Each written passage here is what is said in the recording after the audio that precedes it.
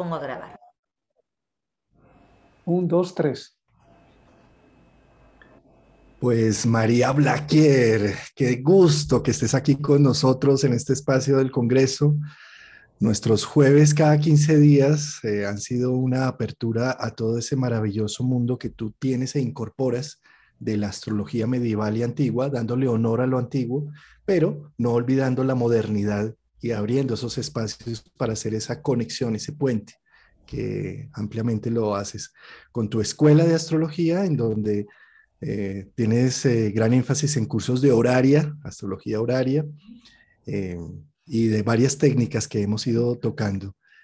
Martín va a nombrarte el nombre de tu ponencia y arrancas. Bueno, muchísimas gracias por la invitación. Siempre es un placer poder hablar de astrología. Es una fiesta. Muchas gracias. Bueno, pues María, bienvenida. Muchas gracias por estar aquí, por aceptar compartir tu conocimiento tan generosamente con nosotros. Y la ponencia de María se llama ¿Dónde está? Encuentra tu objeto perdido con carta horaria, con la carta horaria. Bienvenida María. Muchas gracias. Muchas gracias. Adelante. El espacio es tuyo. Bien, bien. Bueno, primero voy a empezar a compartir la pantalla. Y quisiera comentarles que antes de ir a resolver el tema de dónde está, en este caso es un documento de identidad que una clienta había perdido, la primera parte de esta presentación va a referirse a qué es la astrología horaria, porque no todo el mundo sabe lo que es esta técnica, ¿no? Hay muchísimos, yo por ejemplo, yo había sido astróloga durante más de 20 años antes de encontrarme con la astrología horaria. Entonces me he encontrado con excelentes astrólogos, gente muy formada y que todavía no conoce esta rama, que es una rama muy antigua, pero que se redescubrió, por así decirlo, hace relativamente poco. Y entonces vamos a referirnos a de qué se trata la astrología horaria. Y es una técnica que responde preguntas puntuales. También se llama astrología de la interrogación. Se trata de, así como nosotros hacemos una carta natal cuando nace una persona, también podemos hacer una carta natal cuando lo que nace es una pregunta. Okay.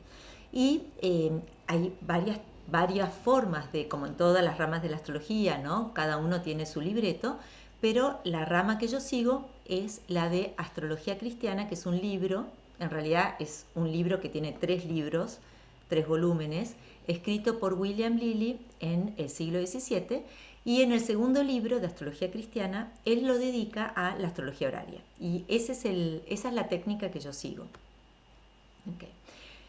Bueno, entonces para hacer astrología horaria, por supuesto, necesitamos una carta horaria, en la que lo que nace es una pregunta, no una persona.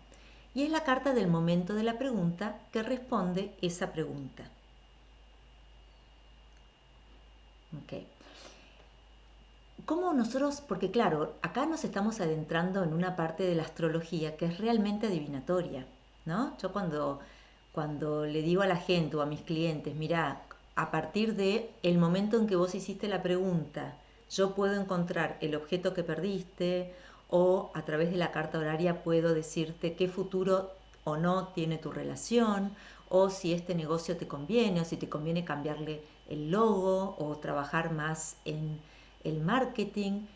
Es realmente, bueno, es realmente impactante. A mí todavía me impacta, y la gente que no conoce la técnica a fondo se impacta más aún. Y a mí me gusta nombrar esta frase de Jung que dice: lo que nace o es hecho en este momento del tiempo tiene las cualidades de este momento. O sea, hay una cuestión aquí donde cada momento contiene las cualidades de ese momento y cómo se va a desplegar el asunto. Y esta es una manera de poder explicar por qué la astrología horaria o la astrología de las interrogaciones funciona. La hora y el lugar en que el astrólogo recibe y entiende la pregunta. Esto es muy importante porque hay bastante controversia. Este es un punto que genera bastante controversia, donde hay astrólogos que dicen, bueno, pero lo importante es el momento en que la persona que quiere saber algo hace la pregunta. Y quizás esa persona está, vamos a decir, en Madrid, donde hoy es determinada hora, y me escribe un mail y yo recibo la pregunta en Buenos Aires, donde es otra hora, y quizás no la recibo cuando ella la escribió, quizás la recibo el día siguiente. ¿sí? Y entonces esa es la hora donde yo estoy y en el momento en que yo, en el lugar en el que estoy, entiendo la pregunta como astróloga o cualquier otro astrólogo que va a responder la pregunta horaria, ese es el momento que tomamos para la pregunta. O por lo menos esto es la sugerencia de William Lilly. Hay astrólogos que no están de acuerdo con esto y usan el lugar y el momento en que la pregunta fue formulada por el cliente. ¿Okay? Pero en astrología cristiana, William Lilly es bien claro y escribe lo siguiente. Dice, esa hora y minuto de la hora cuando yo abro la carta, hoy abrimos el mail, abrimos el WhatsApp, y percibo la intención del consultante, es el momento en que debería elegir la figura y de ahí delinear mi juicio astrológico. La verdad es que la gente que dice que esto está mal y que habría que tomar el momento de la pregunta en el lugar donde la persona vive, tiene un punto. A mí esto, cuando yo lo pienso, me hace sentido. Pero tengo muchísimos ejemplos en lo que me funciona es la teoría de William Lilly. Y aquí siempre aparece esta cuestión de que parecería que la astrología se adapta a los métodos del astrólogo, ¿no? Hay esta cuestión eh, que uno lo ve con el astrólogo que usa un sistema de casas en lugar de otros bueno, y con muchas otras cosas. Personalmente, hace un tiempo, yo estaba en los Estados Unidos, una persona me escribió desde Portugal preguntando si iba a poder vender su propiedad. Y yo había por la diferencia horaria, la carta la vi, el correo lo vi al día siguiente y en un lugar, ni siquiera en el lugar en el que yo vivo. Y levanté la carta. Y lo primero que vi es que había planetas malos. En la astrología tradicional no nos importa usar el término maléfico. En la casa 4, que era la casa de la propiedad. Entonces mi respuesta fue, mira, vendela lo antes que puedas porque esta propiedad está dañada y vas a tener muchos problemas con ella. Y me respondió, exactamente, tengo muchísimos problemas, hay que hacerle reformas, el consorcio no se quiere hacer cargo y pagar esas reformas. O sea, esto yo lo vi habiendo levantado la carta en el momento en que yo entendí la pregunta en el lugar donde yo estaba. Me pareció bastante impactante porque había mucha distancia entre el lugar donde yo estaba y el lugar donde la pregunta había sido formulada y también habían muchísimas horas de diferencia. Y funcionó. Así que vamos a darle crédito a William Lilly y usar, o por lo menos esa es mi elección, usar el momento en que el astrólogo entendió la pregunta. No solamente la leyó, sino que además la entendió. A veces como astrólogos horarios recibimos la pregunta y tenemos que repreguntarle algo al cliente, ¿sí? O sea, de que, por ejemplo, voy a tener una relación con Juancito.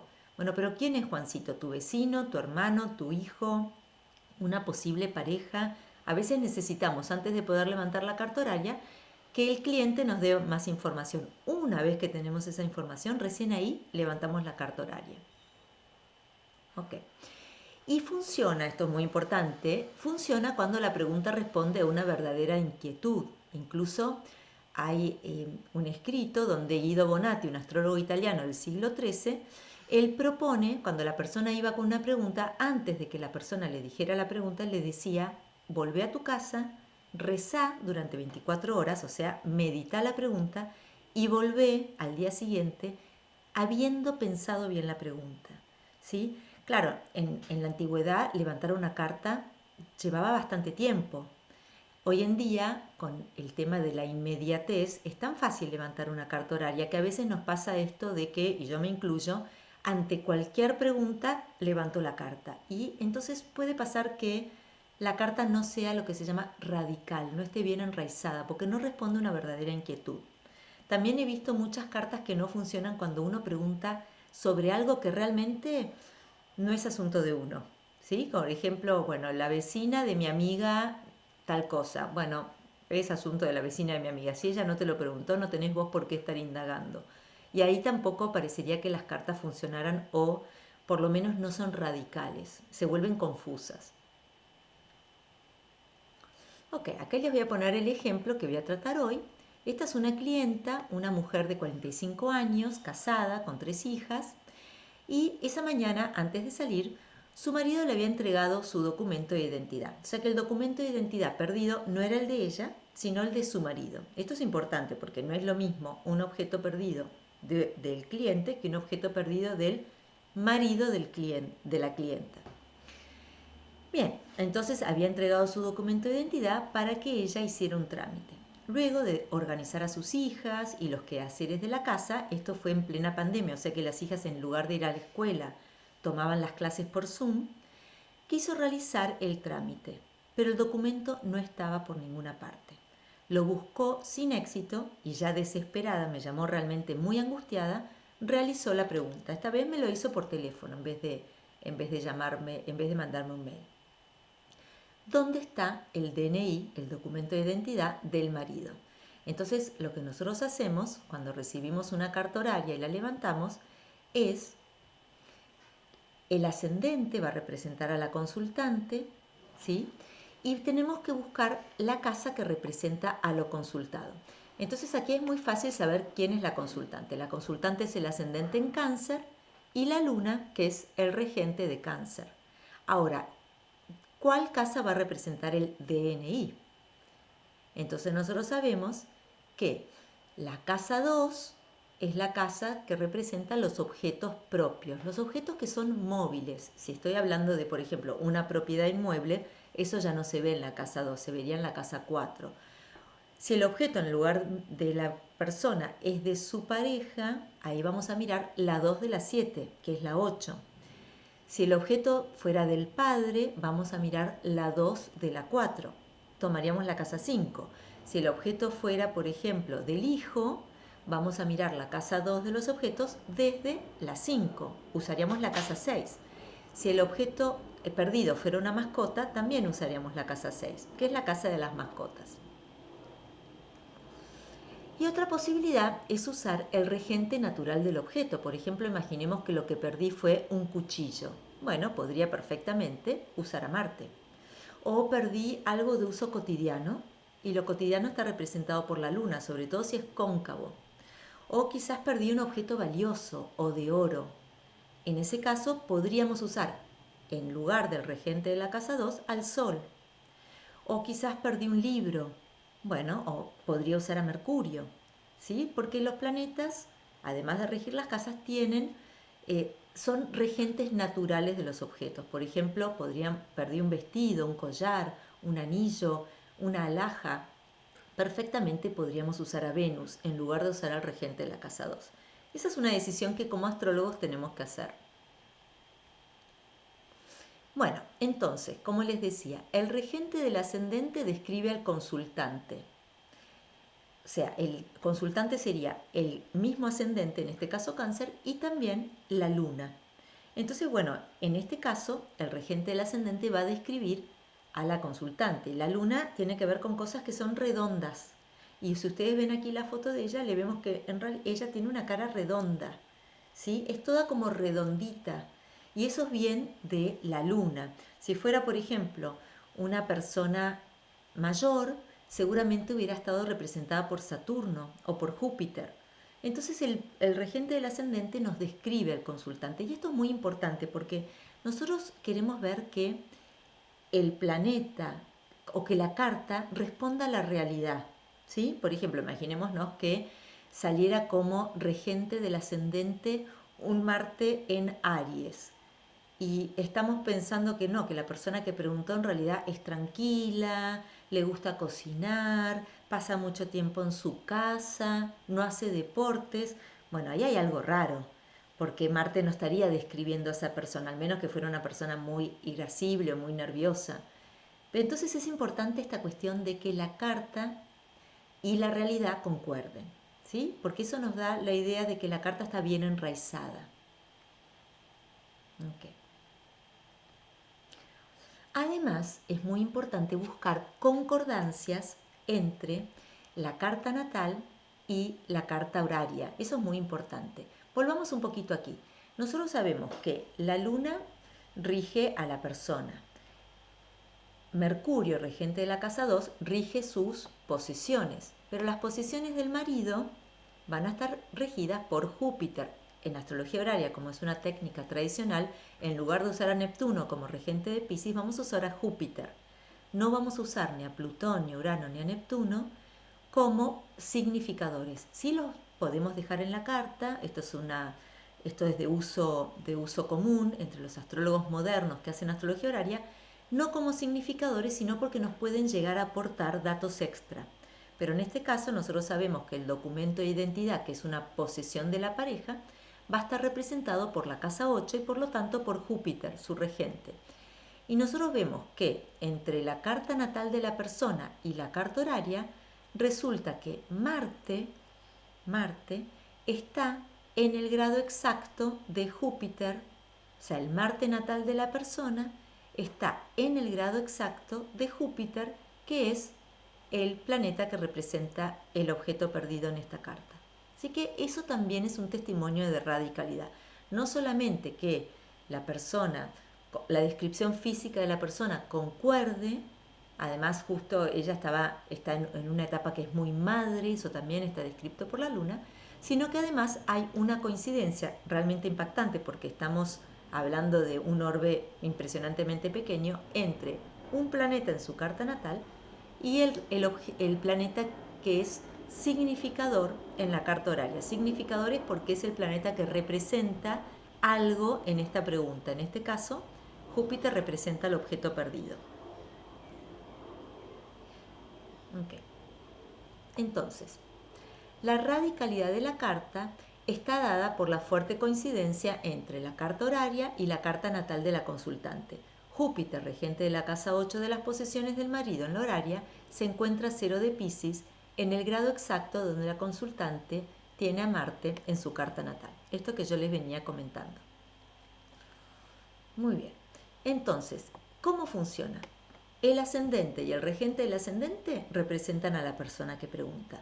El regente de la casa de lo preguntado o el regente natural describe el objeto perdido en este caso. Podríamos usar a Júpiter, regente de la casa 8, que son las posesiones de la pareja, o podríamos usar a Mercurio, porque Mercurio es el regente natural de los documentos, de los papeles, de los libros. Entonces, en este caso, incluso de las tarjetas de crédito, en este caso podríamos usar a cualquiera de los dos. ¿Ok? Bueno, lo que yo necesito ver también es si los planetas que son significadores tienen o no dignidad esencial. ¿Y qué es la dignidad esencial de un planeta? Antiguamente lo que se hacía era, se le daba puntaje a un planeta según el lugar donde estaba y en el signo en el que estaba. No solamente el signo, por ejemplo, todos podemos decir que Marte en Aries está en su domicilio, ¿sí? Pero también podríamos decir en qué grado específico de Aries está. Por ejemplo, en el grado 11 de Aries, el Sol tiene más dignidad que Marte, ¿sí? Porque si nosotros miramos aquí, vemos que Marte rige a Aries, pero en una carta diurna el Sol está, siempre el Sol está exaltado en Aries, en una carta diurna el Sol tiene triplicidad en Aries, ¿sí? Entonces, y además en una carta también, si está entre el grado 10 y 20, el Sol también tiene decanato. Entonces hay determinados grados de Aries donde el Sol tiene más fuerza que Marte. Y esto es muy importante para la astrología antigua. O sea, ¿qué puntaje, qué fuerza esencial tiene el planeta significador? Porque claro, lo que nos va a estar dando eso es la pauta de si ya sea la persona que pregunta si tiene dignidad esencial, lo que nos está diciendo eso es que tiene los recursos, tiene la energía, tiene el tiempo, tiene las ganas de ocuparse del tema por el cual está preguntando. Pero si no tuviera dignidad esencial o tuviera muy leve dignidad esencial, podría ser que la persona no tuviera ni tiempo, ni ganas, ni recursos, que se sintiera como que estaba fuera de lugar. Pongámoslo así, yo soy argentina, entonces cuando voy a tomar un café en la Argentina es muy común para pedir un café corto hacer este gesto. Y uno va a un bar, hace este gesto y el mozo ya sabe que lo que uno está pidiendo es un café.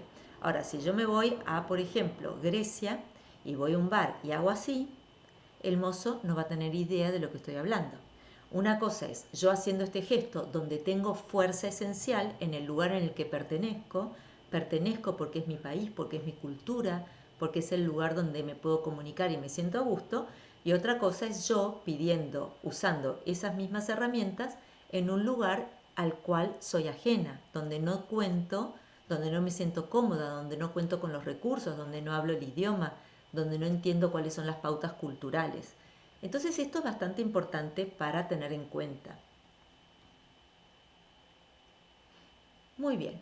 Vemos que la luna, que está en los últimos grados de Géminis, está peregrina.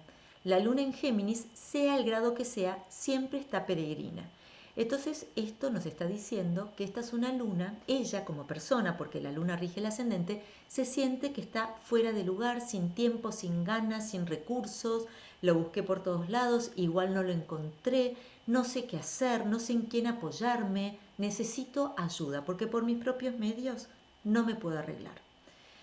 Entonces, esta luna sugiere que la persona al momento de consultarme y hacerme la pregunta se sentía desprotegida, sin recursos para enfrentar esta situación. Ok. El hecho de que la luna está a punto de cambiar de Géminis a Cáncer, porque vemos que la luna está ya al finales de un signo, me está dando información como astróloga, me está diciendo pronto el estado de esta señora va a cambiar de mal, la luna está peregrina, a muy bien, porque cuando la luna cambia de Géminis a Cáncer, va a ganar enorme fuerza por estar en su propio domicilio, la luna rige a Cáncer. Entonces lo que la carta me está sugiriendo es que no falta tanto para que esta persona cambie su situación a una mejor, para que se sienta tranquila, para que se sienta que ahora sí tiene el tiempo, la tranquilidad como para volver a buscar el objeto que perdió. Y de hecho ella me comentó que justamente una vez que habló conmigo y yo mirando la carta le aseguré que iba a encontrar el documento, que no se preocupara, que el documento estaba en buen estado, eso la calmó tanto que muy tranquilamente pudo empezar a buscar paso por donde había estado ese día. En cambio, la luna en Géminis uno se la imagina. Al momento de la pregunta, ella me dijo, yo ya busqué, uno se imagina una luna en Géminis, yendo a los apurones, mirando superficialmente de acá para allá, sin buscar con tranquilidad, sin buscar exhaustivamente, porque Géminis es un signo que se dispersa con mucha facilidad. Muy bien. También vemos que el ascendente está por cambiar. Y eso también, eso puede querer decir muchas cosas, pero como yo lo interpreté en este ejemplo, es que la situación estaba por cambiar. Había algo que estaba llegando a su fin, porque vemos que la luna está llegando al final del signo y el ascendente, que también representa a la persona que me preguntó, también está llegando al final del signo. Bueno, esto que les decía, algo está llegando a su fin, porque el ascendente está por cambiar. Luego vamos a mirar a Mercurio y a Júpiter, los dos posibles significadores del objeto perdido, porque Mercurio es el regente natural de los documentos de identidad y Júpiter es el regente de la casa 8 que representa los objetos de la pareja. Muy bien, vemos que Mercurio está en su propio domicilio y Júpiter también está en su propio domicilio. O sea que lo que esto nos está diciendo, acá lo vemos, Mercurio rige a Géminis, Mercurio está en Géminis, Júpiter rige a Piscis, Júpiter está en Piscis. Júpiter rige a Piscis y Sagitario y Mercurio rige a Géminis y Virgo. Entonces, ambos posibles significadores del documento de identidad están en su propio domicilio. ¿Y esto qué puede querer decir? Bueno, que el documento está en su lugar y además que el documento tiene fuerza esencial, está en buen estado. Si, por ejemplo, dijéramos que Júpiter hubiera estado en Capricornio, y Capricornio es el signo de caída de Júpiter, quizás el documento se había caído, ¿sí? O si Mercurio hubiera estado en lugar de en Géminis, hubiera estado, por ejemplo, en Sagitario, donde está en su exilio o en su detrimento, eso nos podría dar información acerca del documento. Por ejemplo, no está en el lugar que le corresponde o está en mal estado, está muy débil, en una situación mala, porque no tiene dignidad. Entonces, en la cuestión de la dignidad de los planetas significadores es sumamente importante. Ok. Entonces, como decíamos, el regente del ascendente y el ascendente describen al consultante, el regente de la casa de lo preguntado y o el regente natural del objeto describe lo consultado, Mercurio y Júpiter. Ambos significadores están en su propio domicilio. El objeto está en su lugar o cerca o en buen estado. Ok. También, además, en astrología horaria, además de mirar la dignidad esencial de un planeta, que lo que nos está diciendo es la fuerza esencial que tiene ese planeta, sus recursos, también nosotros tenemos que mirar la coyuntura, porque por ejemplo, uno puede decir, vamos a pensar en Messi. Messi es un excelente jugador de fútbol. Estaría representado en una carta horaria por un planeta en dignidad, ¿no es cierto? Porque hace muy bien, por lo menos si la pregunta horaria fuera acerca de cómo juega el fútbol. Quizás en otros ámbitos de su vida no sea tan bueno, pero si nosotros hacemos una pregunta horaria sobre Messi y cómo juega el fútbol, va a aparecer un planeta digno, porque es una persona que tiene recursos en ese área de su vida. Ahora, podría ser que Messi estuviera engripado o se hubiera roto el tobillo, entonces no puede jugar. ¿Esto quiere decir que Messi dejó de ser un buen jugador de fútbol? No. Lo que quiere decir es que está en una coyuntura que le impide expresar su naturaleza. Y eso está dado por las casas y también por la velocidad de los planetas, por los planetas a los cuales está haciendo aspecto, por el hecho de que el planeta esté directo o retrógrado, por su cercanía al Sol que lo puede quemar, por un montón de otros factores, pero ya no hacen a la esencialidad del planeta, sino que hace a su fuerza o fortaleza accidental. Muy bien, cuando un planeta significador está en un ángulo, ese es un lugar muy fuerte. Los ángulos, tanto en astrología horaria como en astrología natal, son los lugares de más fuerza para un planeta. Es donde el planeta mejor se expresa o más visible es. Puede ser un mal planeta. Si es un mal planeta y está en un ángulo, ese mal planeta va a tener grandes oportunidades de hacer el mal, porque está en una situación que le favorece actuar, ¿sí? Entonces una cosa es la dignidad esencial y otra cosa es la fortaleza accidental. En este caso, cuando nosotros estamos hablando de un objeto perdido, si el objeto perdido está en un ángulo, se dice que está en un lugar que el consultante frecuenta, muy probablemente dentro de su casa. Y acá vemos que Júpiter está en la casa 7. Entonces eso nos da la pauta de que el documento de identidad, si usáramos a Júpiter como significador, está dentro de la casa. Entonces tiene fuerza y está dentro de la casa. Uno ya con ver esto le puede decir a la persona, no hay nada de qué preocuparse. Las posibilidades de que lo encuentres son muchas. Mercurio, el otro posible significador del documento de identidad, no está en un ángulo, está en una buena casa, que es la casa 11, es una buena casa, no tiene la fuerza que tiene un ángulo, pero es una buena casa. En esta carta además hay una particularidad. La luz, el sol, está culminando, está en el medio cielo, está en el lugar, porque esta pregunta me la hizo cerca del mediodía, está en el lugar donde más luz tiene. O sea que el sol en la casa 10, que es el lugar que ocupa el mediodía, está alumbrando la situación. Entonces esta situación se va a hacer visible, el documento va a ser visible. Porque a veces puede ser que el objeto esté en nuestra casa, pero claro, está enterrado abajo de una pila de libros y no hay manera de encontrarlo. El hecho de que el sol esté tan elevado es una gran ayuda. Trae luz, podríamos decir. Bueno, una vez que nosotros encontramos cuál es el planeta que representa a la persona que preguntó, cuál es el planeta que representa al objeto perdido, en este caso, o sea cual sea la pregunta, puede ser por una pareja, por un trabajo, por un hijo, por una mascota, por lo que sea, por dinero. Bueno, en este caso, nosotros lo que queremos ver es que haya un contacto entre la persona que pregunta y el objeto que perdió. Porque ese contacto, que se llama en astrología horaria perfección, es muy importante para poder, o sea, sería un testimonio de que entre la persona y el documento va a haber un contacto, se van a reunir. Necesitamos ver ese contacto. Nosotros ya viendo la carta hasta ahora sabemos que el documento está en la casa o en un lugar que la persona frecuenta, que está en buen estado, que está entre sus cosas o está en su lugar, no está fuera de lugar, pero todavía necesitamos esto, encontrar una, encontrar una relación entre los dos significadores, la persona que pregunta y el documento de identidad.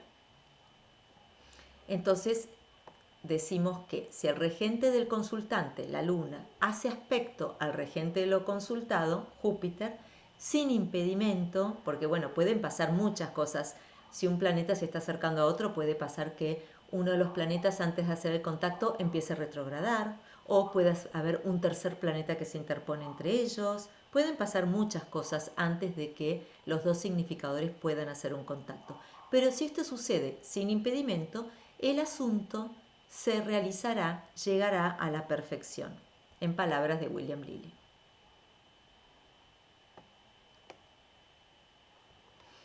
Okay. Entonces, bueno, cuando nosotros hablamos de aspectos en astrología horaria, como la astrología horaria es una técnica tan antigua, ¿no? El primer registro de una carta horaria es del siglo I de Doroteo de Sidón, así que hace 2000 años que los astrólogos hacían cartas horarias, luego un poco la técnica se perdió, pero ahora se está recuperando. Pero cuando hablamos de perfección, que hay un aspecto entre el planeta significador del consultante y el planeta significador de lo consultado, nos estamos refiriendo a los aspectos ptolomeicos. No estamos ni hablando de quincuncios, ni de semisextil, ni de sesquicuadratura. Estamos hablando de los tipos de aspecto que se usaban en la antigüedad, que son los aspectos ptolomeicos. Y los aspectos ptolomeicos tienen que ver con que entre casas o entre signos más que casas, bueno, entre ambos, haya una relación, un aspecto de luz, que se puedan mirar. Aspectarse quiere decir mirarse.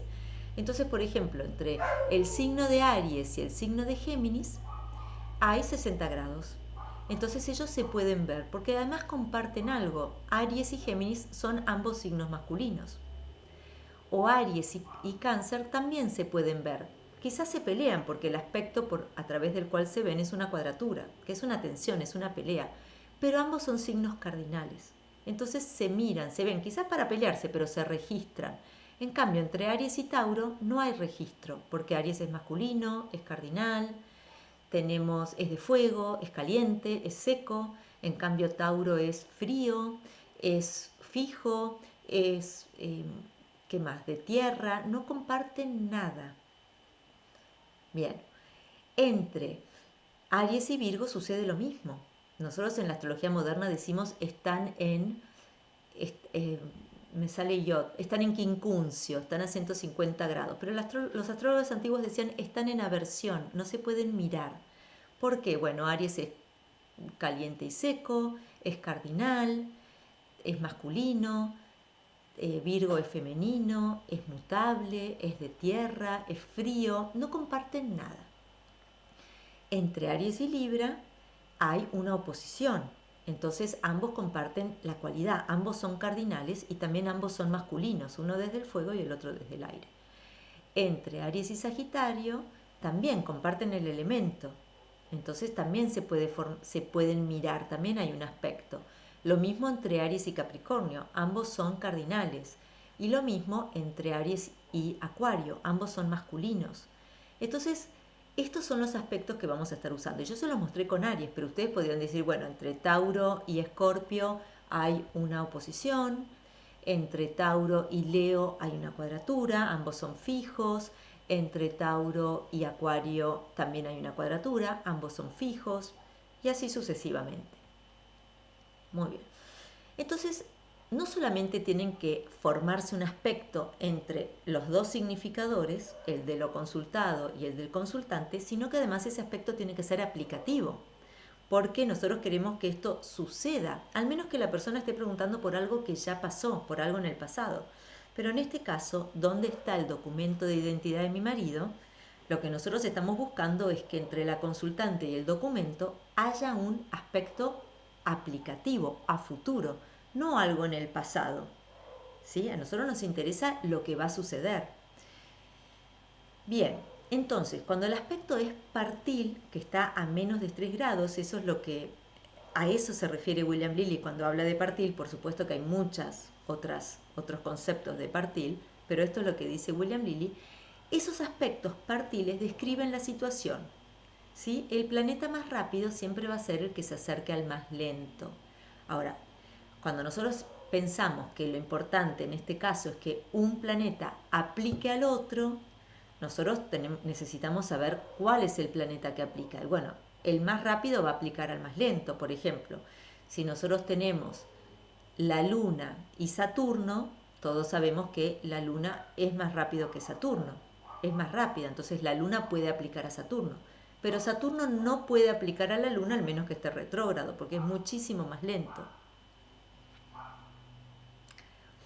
Y entonces lo que nosotros hacemos es miramos la velocidad de los planetas para poder determinar cuál es el que se acerca a cuál. Y esto por supuesto que vamos a estar tomando la velocidad promedio, porque hay momentos en los que este año ya sucedió.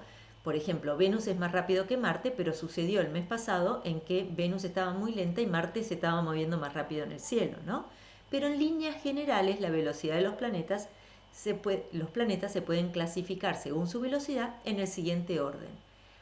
Sabemos que Saturno es el primero porque es el más lento, luego viene Júpiter, Marte, en cuarto lugar el Sol, luego Venus, Mercurio y la Luna. Y esto es lo que se llama el orden caldeo de los planetas.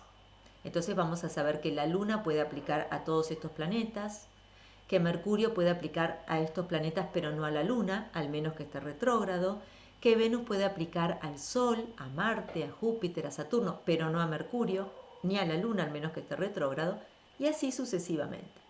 Bueno, y la velocidad de los planetas es la siguiente, ¿no? En realidad, disculpen, aquí los orbes de los planetas son los siguientes. ¿Por qué?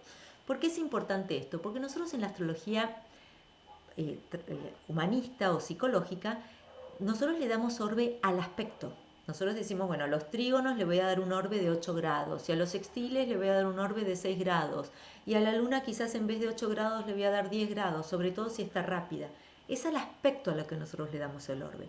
Pero en la astrología tradicional se le daba el orbe al planeta, porque el orbe dependía de la emisión de luz del planeta, y al emitir luz, el planeta podía ejercer influencia sobre otro, o podría ser visto por otro, o otro planeta podía mirarlo, como por ejemplo, imaginémonos, ¿no? Que yo estoy parada en la calle y veo que alguien se aproxima, pero no sé quién es. Cuando la persona ya se aproxima a unos 30, 40 metros, depende de la edad que tengamos y el tipo de vista que tengamos, ahí podemos decir quién es la persona. Y eso va a ejercer algo sobre nosotros. Es un amigo, es un enemigo, es alguien que estimamos, es alguien que es nuestro jefe, es nuestro hijo. Eso va a producir una reacción. Y eso sería el equivalente a dos planetas que están dentro de orbe uno de otro. Entonces ya pueden ejercer influencia uno con respecto al otro. Y para encontrar el orbe de influencia entre dos planetas, lo que nosotros hacemos es miramos el orbe del planeta y tomamos su mitad. Y esa mitad se la sumamos a la mitad del orbe del otro planeta. Parece complicado, pero es bastante sencillo. Miremoslo aquí. Decimos que Saturno tiene un orbe de 10 grados. Entonces su mitad es 5 grados. Y decimos que el Sol, o vamos a decir aquí Júpiter, tiene un orbe de 12 grados. Su mitad es 6. Entonces, para que Saturno y Júpiter puedan verse, puedan mirarse, puedan darse cuenta que uno está dentro del rango de visibilidad del otro, no podemos tener más de 11 grados, porque esa es la suma de las mitades de orbe de cada uno. ¿Sí? Y así lo vamos haciendo con todos los planetas. Bien, vamos a ver esto. Entonces, vamos a mirar los aspectos partiles. ¿Por qué? Porque como ya les dije, los aspectos entre planetas que están a menos de 3 grados, a eso se refería William Lilly con partiles, que están a menos de 3 grados uno de otros, nos están dando información. Y aquí lo que vemos es que la Luna está a menos de 3 grados de una cuadratura a Neptuno. Entonces ese Neptuno entra dentro de la descripción de la consultante, porque la Luna es la consultante. Nos está dando información acerca del estado en el que estaba la persona a la hora de hacer la pregunta. Ok, entonces, había sido una mañana agitada, me comenta la persona, en la que además de ocuparse de las tareas de la casa, tuvo que ayudar a sus hijas a conectarse con sus clases escolares en línea, porque estaban cursando en su casa debido al COVID. Su estado de confusión está expresado por la cuadratura partil, menos de 3 grados, entre la Luna y Neptuno. Y por supuesto, además ya sabemos que Géminis es bastante desorganizado, ¿no? Se dispersa con mucha facilidad.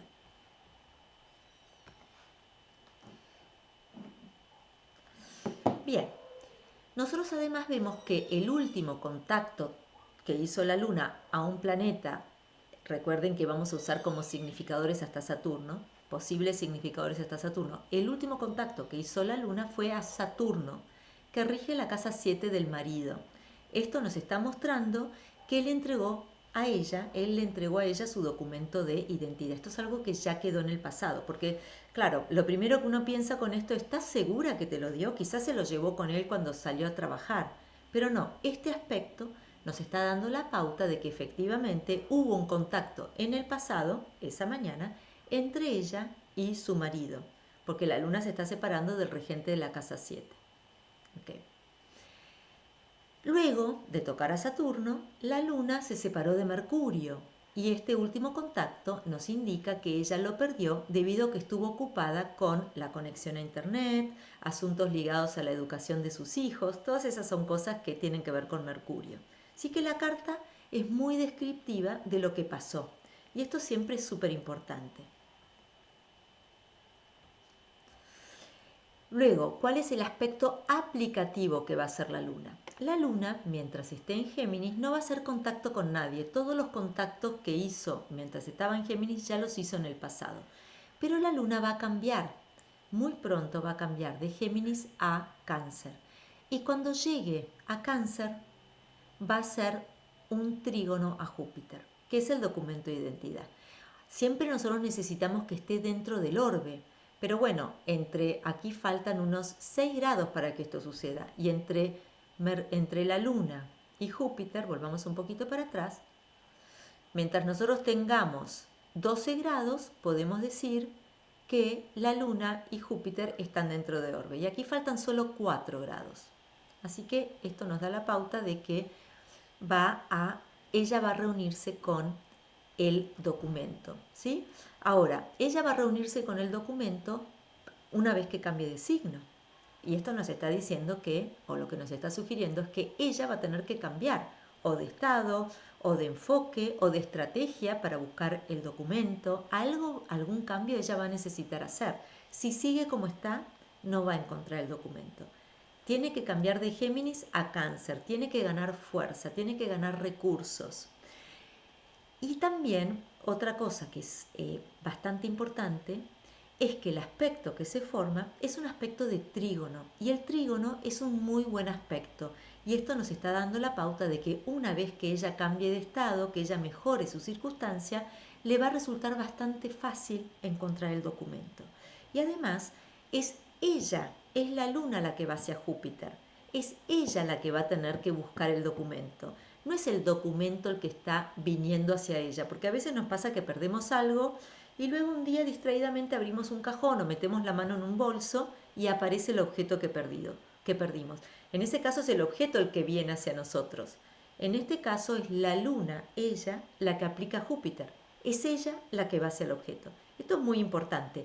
Uno le dice aquí, las posibilidades de que lo encuentres son muchísimas, pero vos sos la que vas a tener que hacer el esfuerzo de seguir buscándolo. No es que porque te sientes en tu casa a mirar televisión va a aparecer solo. Aquí hay un movimiento que vos necesitas hacer. Okay. Y además, como ya había comentado, el Sol está muy elevado, ilumina, trae luz. Y no solamente está elevado, sino que está haciendo un sextil al grado del ascendente. Y eso también está diciéndonos que ella se va como a iluminar, va a haber luz en su persona, por así decirlo, o en su estado de conciencia. Okay.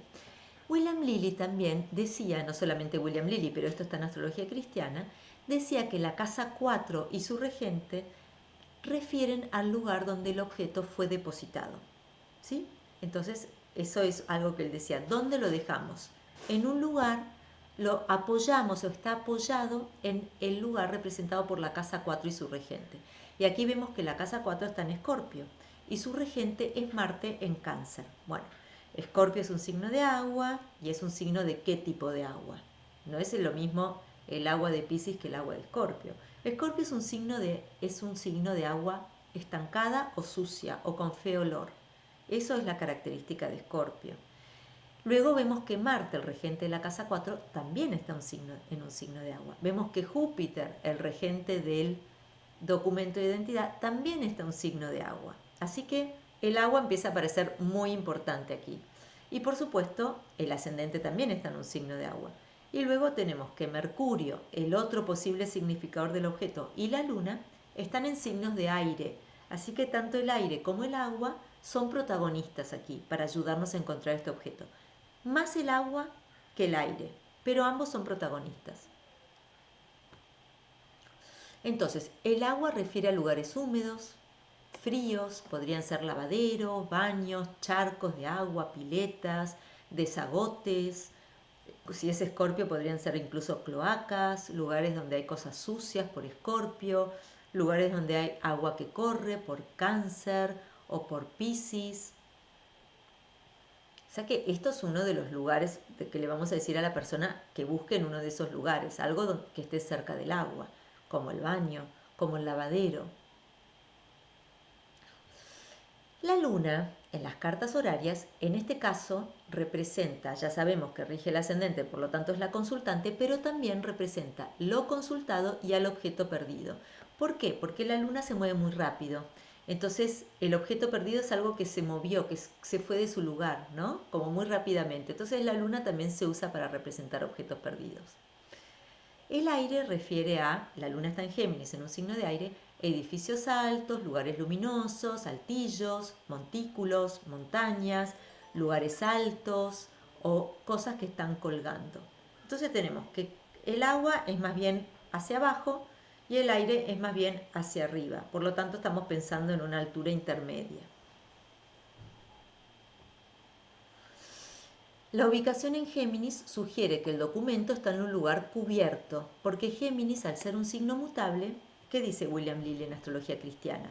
Dice que cuando el objeto está representado o uno de los planetas está en signo mutable, eso refiere a una recámara dentro de otra recámara, como podría ser un baúl, un canasto, una caja, un cajón, una cajonera, ¿sí?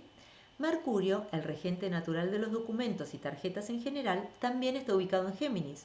Esto es un testimonio adicional de que puede estar dentro de un cajón, un bolsillo, un canasto. La combinación de signos de aires que tienden a la altura y los de agua que refieren a lugares bajos sugiere un lugar a media altura. Bien, entonces le dije, vas a encontrar el objeto, vos lo tenés que seguir buscando porque la luna es la que se acerca a Júpiter, lo vas a encontrar una vez que cambies tu actitud, representado por esta luna llegando a finales de signo y entrando a un signo donde va a tener más fuerza. El documento está en perfecto estado, el documento está en la casa 7, que es la casa de la pareja, podría estar entre las pertenencias de la pareja y seguramente esté cerca del agua.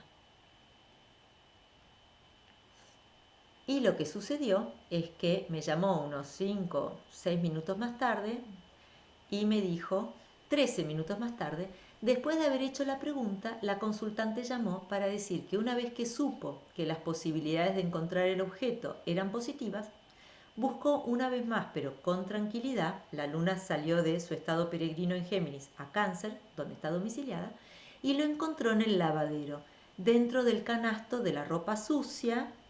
Tenemos el lavadero, hay ropa sucia, la casa 4 estaba en Escorpio, a media altura, ni muy alto por el aire ni muy bajo por el agua, envuelto dentro de una camisa de su marido, y veíamos que Júpiter estaba en la casa 7, que es la casa de la pareja. Así que bueno, este es mi aporte para ustedes hoy. Espero que les haya gustado. Es una técnica fascinante, bastante difícil, pero brinda muchísimas satisfacciones. Es genial ese proceso y ese análisis. Mira, me gustó mucho lo que hablaste en la técnica, mm, las velocidades de los planetas, cuando un aspecto, quién es el que aspecta, digamos, quién es el más veloz, ¿sí? Y por otro lado, el tema de los orbes también me pareció genial. ese punto medio de esos orbes entre esos dos planetas, no por el Claro, aspecto, sino por los claro, planetas. lo puedo mirar, estoy generando, imagínate dos personas, cada una tiene una linterna. Tienen que estar a determinada distancia para que las dos haces de luz de las linternas estén en contacto. Sería esa idea. Si yo tengo una linterna y vos tenés una linterna, pero estás a 200 metros de distancia, no nos vamos a ver. En cambio, si estamos lo suficientemente cerca, que eso sería los moietis, ¿no? Las mitades de los orbes, como para que mi rango de luz y tu rango de luz estén en contacto, ahí se empieza a generar el contacto o la posibilidad de que un planeta y el otro puedan interactuar. Es una linda Dios. modo de mirarlo. La verdad que la astrología tradicional tiene esas cosas que son realmente muy lindas. María, en astrología tradicional también escuché o vi en algún lado que estos aspectos que tú mencionabas en este mandala, donde tenías la oposición, la cuadratura, el trígono, que no aparecen los quincunциos, ¿sí? Ellos consideraban que un planeta estando al principio o al final de ese signo ya estaba haciendo aspecto, ¿no? No necesariamente con orbes, ¿cierto? Bueno, eso es más del periodo helenístico. En el periodo helenístico era por signo, pero luego, a medida que la astrología fue evolucionando, sí se empezaron a usar los orbes. Pero sí, es verdad que en un principio se consideraba que un planeta en Aries estaba en oposición a un planeta en Libra, no importaba Estaba. en qué grado y si respetaban el orbe. Eso era más al principio, pero luego la astrología fue evolucionando y luego, recién en el Renacimiento, surge esta idea de los aspectos modernos keplerianos, donde tenemos el quincuncio, la sesquicuadratura, el quintil y todos estos aspectos súper útiles, pero que no se conocían en la antigüedad. En la práctica, aunque dos planetas no tengan oposición, si están en signos opuestos, existe esa posibilidad y hay que considerarlo en la vida de la persona porque sí se manifiesta. Y sobre Claro, todo sí, por bajo supuesto. ciertos movimientos se va a ver en evidencia que existe una oposición, no con la intensidad que pueda tener cuando están realmente ya en un orbe muy estrecho, pero sí es conveniente saber que esos planetas tienen un diálogo bajo una tensión, aunque Claro, no esté porque marcada. sus formas de Y hay ser están en algo, las antípodas, ¿no es cierto? Están en las el antípodas. quincuncio sí fue planteado por Claudio Ptolomeo cuando él hace su gráfico, solamente que nunca se aplicó, Ah, mira, pero eso el no lo sabía. quincuncio no es, Interesante. sí, hay Mira, un gráfico donde Claudio Ptolomeo utiliza una división que va entre, es una división esotérica que se hace del zodiaco, que va entre Cáncer y Capricornio, perdón, entre el Sol, entre Leo y Cáncer, el tema se mundi. llama, sí, y el otro es entre Acuario y Capricornio. De hecho, ellos hablan en la antigüedad, los cabalistas, los alquimistas, hablaban de la puerta del cielo y la puerta del Averno. La puerta del cielo, del Averno, la entrada en Cáncer, y Ujú. la puerta del cielo, la entrada en Acuario. Y a partir de ahí, tú coges para entender la dinámica de los aspectos, como lo planteó Claudio Ptolomeo, porque lo que él hizo fue repartir los 7 planetas tradicionales en los 12 signos y Mm, producen los aspectos. La conjunción es el equivalente a Cáncer con Leo, regido por la Luna y el Sol, eso es una conjunción, pero a 30 grados, ¿quién está? Por un lado está Géminis y por el otro lado está Virgo. Entonces el semisestil viene siendo un aspecto mercurial y así vamos y vamos encontrando esa relación y él plantea el quincuncio para Saturno porque está entrando, es en el límite para entrar en Acuario, el antiguo regente, y en Capricornio, y luego la oposición completamente saturnina. ujú. Pero el aspecto sí existía, solamente que nunca se aplicó hasta más, ya llegando para acá, para 1800, 1900, ya lo Interesante. empezaron a Bueno, en considerar. realidad William Lilly en astrología cristiana hay un ejemplo en el que nombra el quincuncio y también nombra el Sí, semisextil. Así que sí, tal sí. cual, ya se estaban usando. Pero volviendo a este tema de que vos decís de las oposiciones, una cosa es, cuando hay aspectos, sería, estamos en oposición, peleados y estamos aquí a un rango en que nos podemos pegar. Y otra cosa es que estemos enemistados. Imaginémonos que no están en el orbe de una oposición, están en signos opuestos, pero sin orbe, sin aspecto. Entonces estamos enemistados, pero estamos a más distancia, digamos, ¿no? Siempre Sí. cuando hay aspecto, eso, eh, el diálogo entre los planetas es muchísimo más potente. Pues María, muchas gracias por Muchas esta gracias. exposición Muchísimas gracias a ustedes. Muchísimas tan gracias a ustedes. nutritiva y bueno, tu ponencia fue la número 11 del Uh, Congreso. ya estamos terminando. Ya estamos terminando. Ahora seguimos con Santiago Rojas. Lo vamos a tener en la siguiente ponencia en 35 minutos. Nos vemos por allí con él. Y finalizamos, Martín y yo, haciendo ya una síntesis de todo el Congreso hacia las 5 de la tarde, hora Colombia. Entonces, nos vemos en la siguiente. Gracias, María. Chao, Esperamos gracias. volver a Hasta contar contigo. luego. Gracias, María. Muchas gracias.